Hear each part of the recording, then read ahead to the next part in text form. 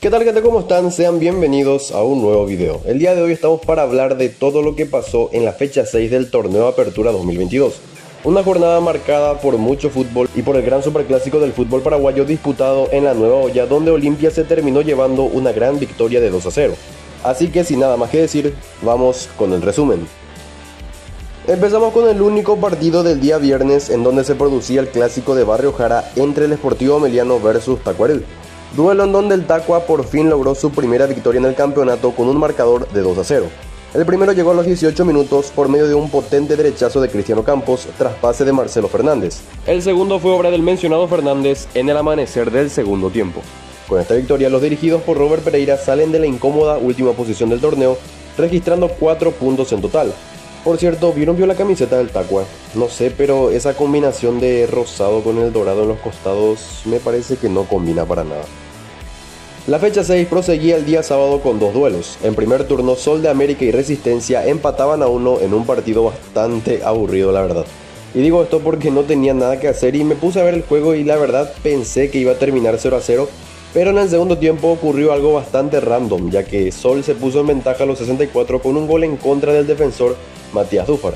Sin embargo, el Resi salvó su invicto a los 84, curiosamente con otro gol en contra. Esta vez fue obra de Miguel Yaquet. Sin dudas, un partido digno de jugarse en Villarrica. En el otro partido del día sábado, Guaraní lograba su primer triunfo en el torneo ante el General Caballero de Juan León Mallorquín, en una inspirada noche del Queso Fernández, que puso en ventaja a los aurinegros a los 28 minutos, con un remate que le rompió el arco a Gustavo Arévalos. Santiago Salcedo a los 39 colocaba el empate transitorio para el rojo a través del tiro penal. Sin embargo, Ferfer sacó la cuota goleadora ya en los últimos minutos y puso nuevamente arriba al Indio a los 89 minutos, definiendo con gran clase, y sentenció el 3-1 final ya sobre los 95 tras la repetición de su tiro penal que en un principio había sido contenido por el arquero visitante, pero se volvió a repetir tras el adelantamiento del mismo. Con esto, Fernando Fernández firmó un espectacular hat-trick que lo ubica como uno de los principales goleadores del torneo. El día domingo se vivía la gran fiesta del superclásico Cerro Olimpia, Olimpia Cerro, duelo en donde el equipo visitante sacó gala de un buen juego y se terminó llevando el partido con un cómodo 2-0. Primero con el gol de Alejandro Silva a los 9 tras una gran combinación entre Néstor Camacho y el Tito Torres.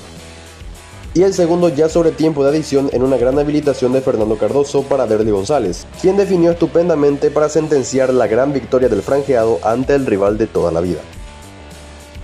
El día lunes se disputaron otros dos partidos más. A las 18 se enfrentaban Guaireña versus 12 de octubre, que empataron 0-0 en un partido que arrancó relativamente dinámico, con el conjunto local tomando la iniciativa en el partido, con lo que se esperaba un encuentro de ida y vuelta. Pero tal cosa no ocurrió. Ambos equipos se neutralizaron uno al otro y el resultado en blanco se veía venir. Un marcador que no favorece al 12 y mucho menos a los villarriqueños. En el último partido de la fecha, Libertad goleó a Nacional por 3-0 en una gran noche de los históricos de Sudáfrica 2010, y de esta manera le arrebata a Cerro Porteño la punta del campeonato.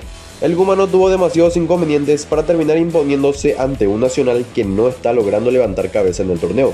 Tempranito, Cristian Riveros a los 9 minutos colocó el primero con un gran cabezazo. Roque Luis Santa Cruz a los 25 ponía el segundo con un golazo de media distancia. Y el 3-0 final lo terminó sentenciando Oscar Tacuara Cardoso, que apenas ingresó y en la primera jugada que participó ya la mandó a guardar. Gran victoria del Gumarelo, que aprovechó la ayuda de Olimpia el día de ayer y transitoriamente es el puntero de la Apertura 2022.